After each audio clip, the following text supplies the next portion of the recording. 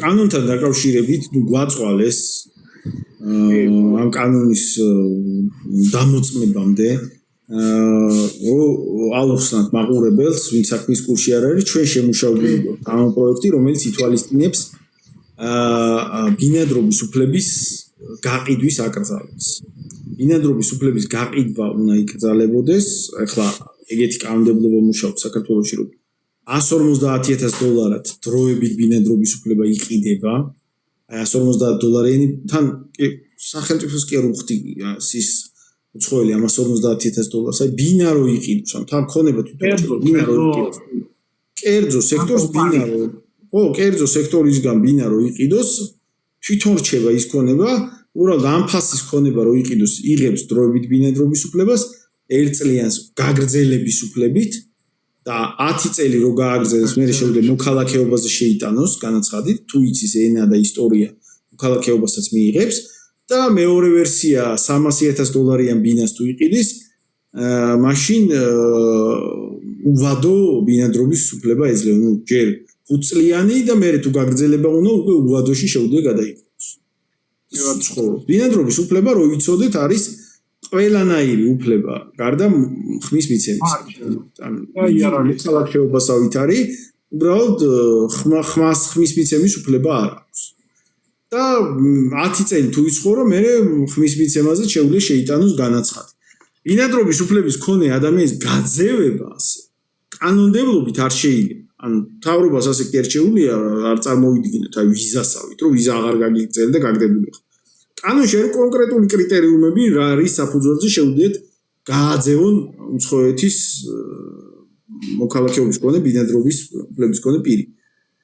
ძიმე დანაშაული უნდა ჩაიდინოს, რაღაც ტერორიზმის მსგავსი, მკვლელობა, რაღაც ასეთი მსგავსი, რომელიც ითვალისწინებს, რომ პატიმრობასაც ითვალისწინებს და ბინადრობის უფლების ჩამორთმევასაც. ანუ რაღაც ძიმე სისხლისამართლებრივი დანაშაული თუ არ ჩაიდინა, სხვანაირად ადამიანს ვერც აგდებ.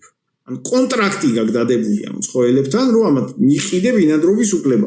და ჯამში ამ ადამიანებს მილიარდობით დოლარის ქონება რო აქვს ნაყიდი და ამ ფასად ბინადრობის უფლება, ეგ არ წარმოვიდგინოთ, რომ მაგაზე ვიღაცა არ მოგვაწყვება. ეგ არ წარმოვიდგინოთ, რომ ეგ ახლა ვიღაცამ გაყარე და უცებ კანონი შეუცვალ და ასე შემდეგ. ეგ რთული პროცესი იქნება.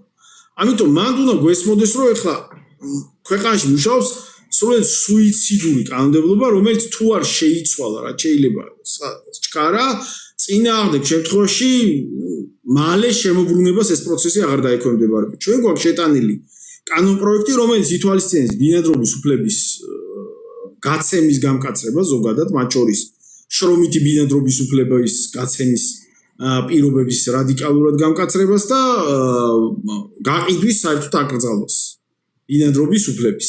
და ეს ჩვენ ამაზე შევაგროვეთ 56,000 ხელმოწერა, ჩვენ თანამებრძოლები რაიონებში აგროვებდნენ, თბილისში და რაიონებში. შევიტანეთ ორჯერ მეტი ხელმოწერა, ვიდრე საჭირო იყო, კანონპროექტი შეტანილი იყო, რამდენჯერმე რაღაცა თითზე დახვეული რაღაცა პრეტენზიებით ხარვეზები დაგვიდგინეს ვითომ, ჩავასწორეთ ყველაფერი და ბოლოს დაადასტურეს, რომ ყველაფერი გამართულია და 2 თვე აქვთ იმისთვის, რომ განხილვაზე გამოიტანონ ეს კანონპროექტი. 2 თვე გადის სექტემბერში. ეხლა თეორიულად იქ არსებობს ხარვეზები კანონმდებლობაში ზოგადად, რომელთაც თეორიულად ამათ შეუძლიათ გადადონ კიდე განხილვა. იმიტომ რომ აი მაგალითად წესით უნდა განიხილონ 2 თვეში, მაგრამ თუ გადატვირთულია პარლამენტის გრაფიკი, თეორიულად შეუძლიათ გადადონ განხილვა. და ადრე გაუკეთებიეთ ეს ჩვენ გარყვნილების პროპაგანდის წინააღმდეგ კანონი რო შევიტანეთ, იმას გვიწელავდნენ ასე.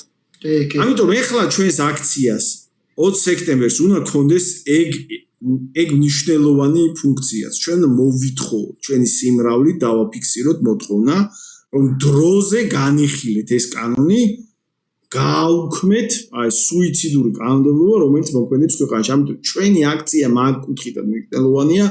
კანონის განხილვის მოთხოვნაც იქნება ერთ-ერთი ჩვენი მთავარი მოთხოვნა ამ აქციას.